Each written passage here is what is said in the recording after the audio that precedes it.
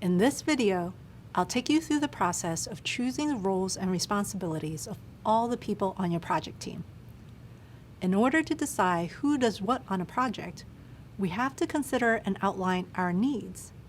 Choosing the right people for a team is a big task and one every project manager should take seriously. After all, these are the people who do the work on the project, so we want to make sure we have the right people lined up. When identifying people resources, we need to carefully consider the project needs and use that info to guide our decision making.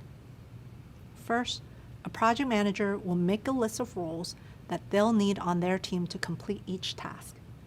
In the same way that a project manager is accountable for the overall initiation, planning, execution, and completion of a project, the person in each role is accountable for specific tasks within the project lifecycle.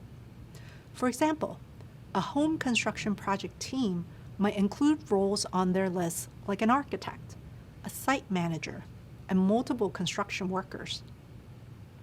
Once the tasks are clearly laid out, the project manager decides how many people they'll need on their team. This can vary greatly depending on the project size. For small projects, a team may only need 3 or 4 people to complete the deliverables on time. And for larger projects, a team might include dozens. At Google, we sometimes have hundreds of Googlers working on the same project.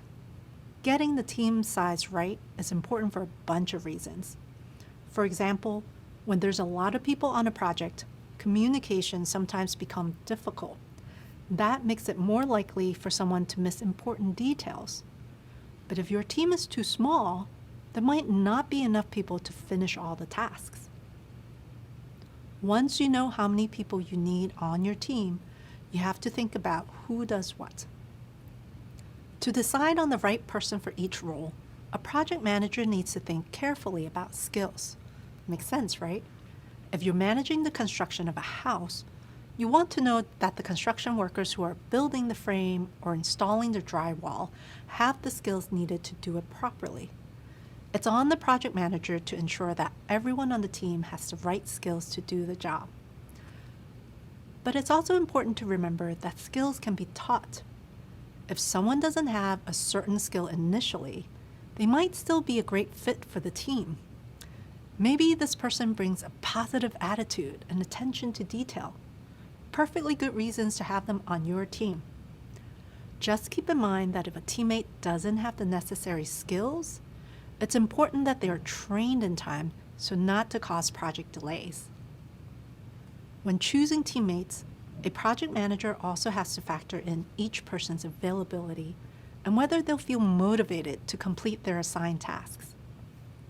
For example, you might know a fantastic site manager who'd make a great asset to the team.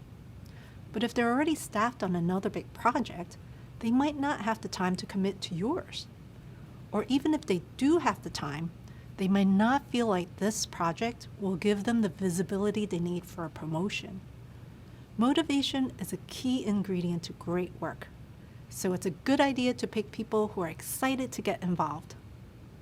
But of course, we don't always get to choose our resources. Sometimes another manager or team lead might just assign people to roles. When this happens, it's the project manager's challenge to deliver the best work with what we're given. Let's check in on our project at Office Screen, where we're rolling out a new service. As a project manager, it's up to you to decide who you need on your team. You'll have to ask yourself questions on things like staff experience, availability, the workspace, team member workload on other projects, and more.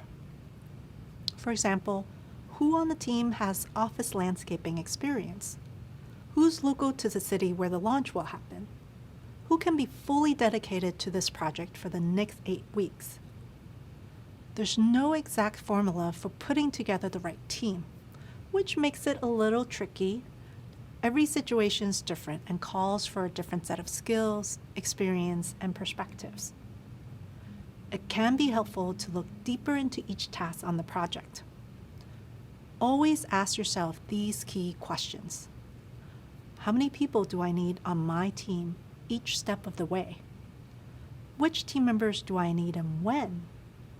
Are those experts already busy on other projects? Who makes the final decisions on project resources? So there's a lot to think about when putting together your dream team. Up next, we'll learn more about all the different roles on a project. See you there.